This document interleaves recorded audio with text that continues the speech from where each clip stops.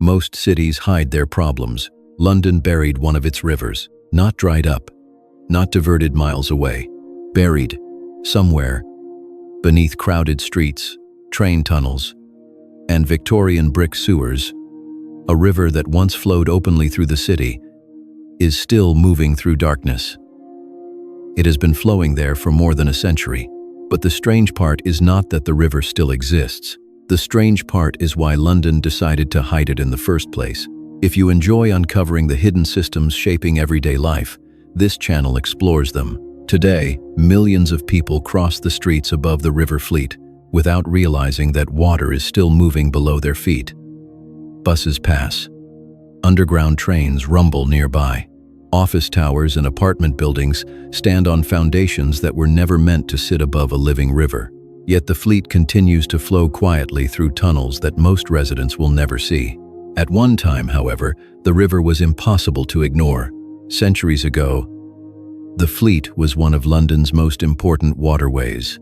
It flowed south toward the River Thames, cutting through what was once open land beyond the medieval city walls.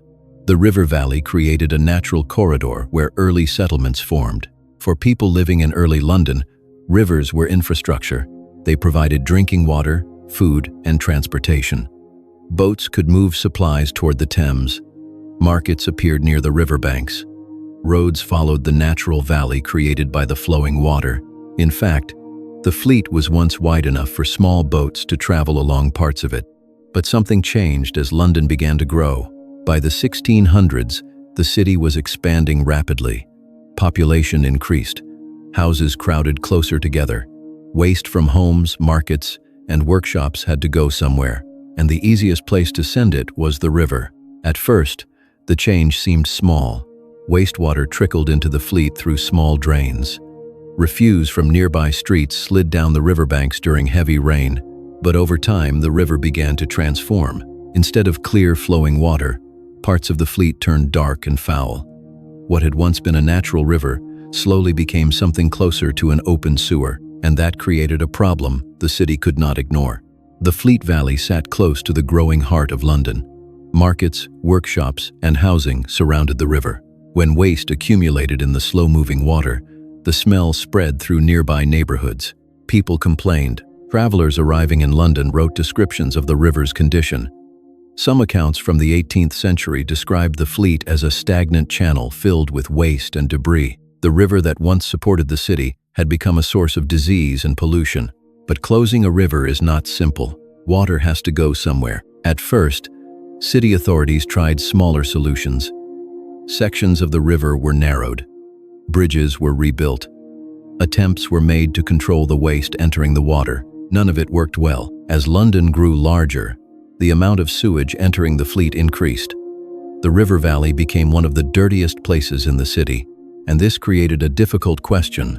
What should a city do with a river it can no longer live beside? By the early 19th century, engineers and city planners began to consider a radical solution. Instead of cleaning the river, they would hide it. The idea was surprisingly practical. If the Fleet could be placed inside underground channels, the water could still flow toward the Thames while the city expanded above it. But enclosing a river required an enormous amount of construction. To understand the scale of this decision, it helps to imagine the Fleet not as a narrow stream, but as a valley cutting through the city. In some places, the valley was large enough that roads and neighborhoods formed along its slopes.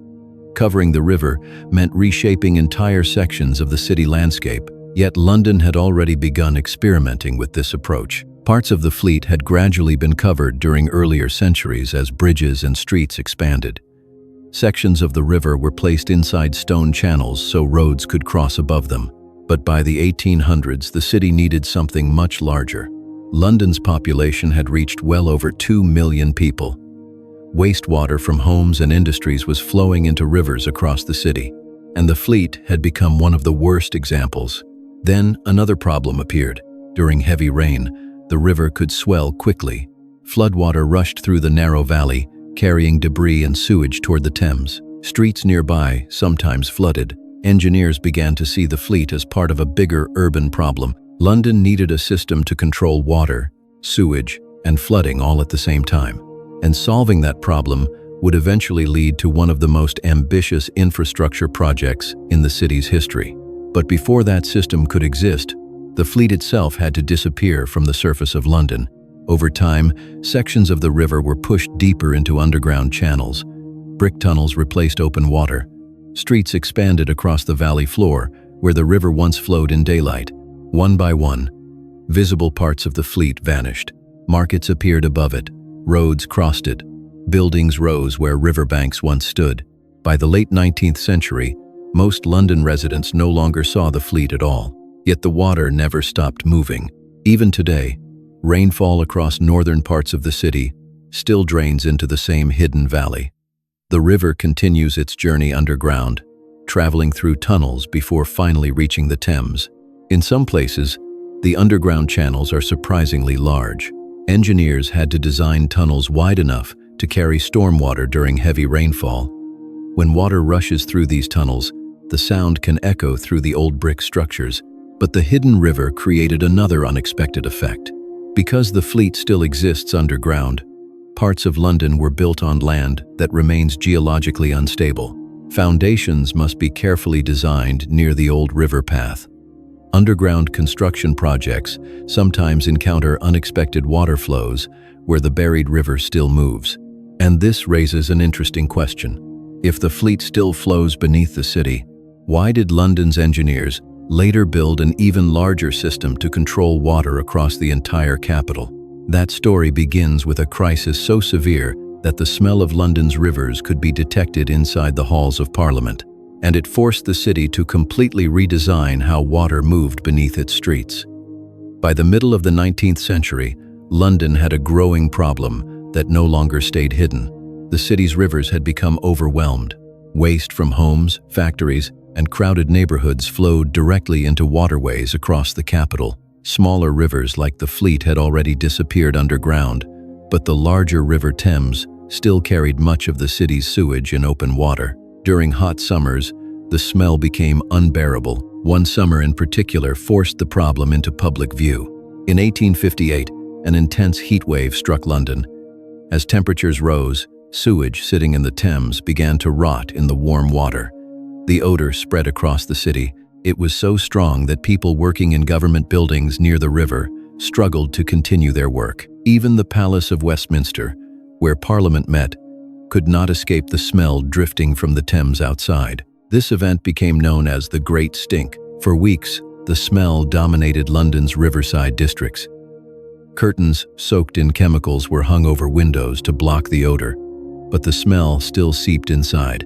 The crisis forced politicians and engineers to confront something the city had postponed for decades. London's rivers had become part of a broken sanitation system, and the hidden river fleet was already part of the warning. Because by burying rivers underground without redesigning the entire sewage system, the city had unintentionally created a network where stormwater and human waste flowed through the same channels. During heavy rainfall, these systems overflowed. When that happened, polluted water could rush back into the Thames. The fleet's underground tunnels had solved one problem, removing a polluted river from the surface, but they had not solved the deeper issue of how the city handled sewage. So engineers began designing something far larger than simply covering rivers.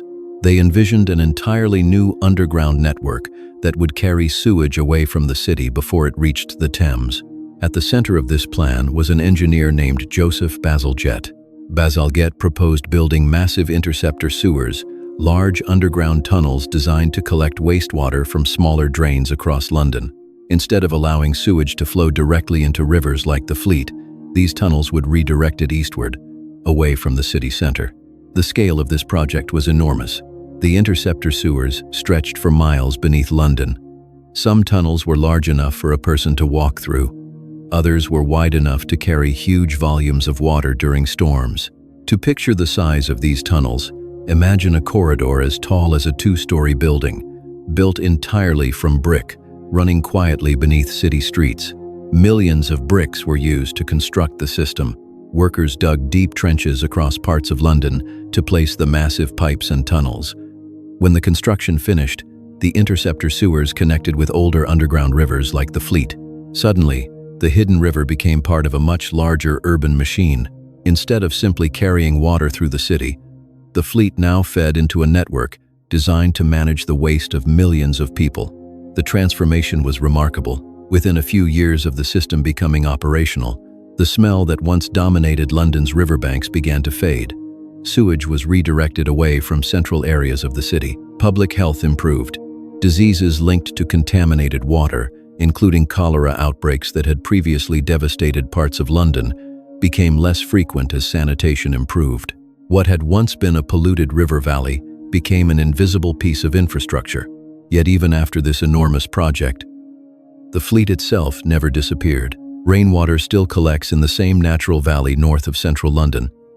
Streets and neighborhoods now sit above the old river path, but gravity continues to guide water along the same route it followed centuries ago. If you could trace the underground path of the fleet today, you would see how the modern city quietly adapted around the river rather than eliminating it entirely. In some places, the buried river runs beneath roads that follow the original valley floor. In other places, underground tunnels curve through brick chambers that were built to guide the water safely through the sewer network. Urban explorers occasionally photograph parts of these tunnels where the fleet still flows. The water moves through dark channels lined with Victorian brickwork. Pipes cross overhead.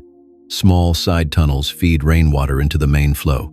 The environment is quiet except for the sound of moving water echoing through the tunnel walls. And this reveals something surprising about modern cities. Many of the systems supporting daily life remain hidden. Electric cables run beneath sidewalks. Water pipes carry drinking water through underground corridors. Sewage tunnels move waste far from homes and businesses. The buried river fleet became one of the earliest examples of how a city could transform natural geography into controlled infrastructure. But the story does not end in the 19th century, because today, the system built around the fleet still plays a role in how London manages water. Modern London continues to face challenges from heavy rainfall and population growth. During intense storms, large volumes of water can still enter the sewer system faster than it was originally designed to handle. When that happens, overflow systems sometimes release diluted sewage into the Thames. To address this, engineers have recently built another enormous underground tunnel beneath London, the Thames Tideway Tunnel. This project is designed to capture overflow from older sewer systems and transport it safely for treatment. The tunnel stretches for roughly 25 kilometers beneath the city. That is about the distance someone might drive across London from west to east. The new tunnel connects with older parts of the sewer network, including areas influenced by rivers like the Fleet. In other words, the hidden river that London buried centuries ago is still part of the city's evolving infrastructure. The Fleet helped shape where roads were built. It influenced where early neighborhoods formed. Later, it became part of the sanitation systems that allowed the city to grow safely. Today, it still flows quietly beneath millions of people who rarely think about it. Most commuters walking through central London will never hear the water moving below them. They will not see the tunnels carrying rainfall through old brick chambers, but the river remains there, still following the same valley carved into the landscape long before the modern city existed. And this leaves an interesting thought. If London's buried rivers continue to shape how the city manages water today, how many other invisible systems beneath modern cities quietly determine how urban life works?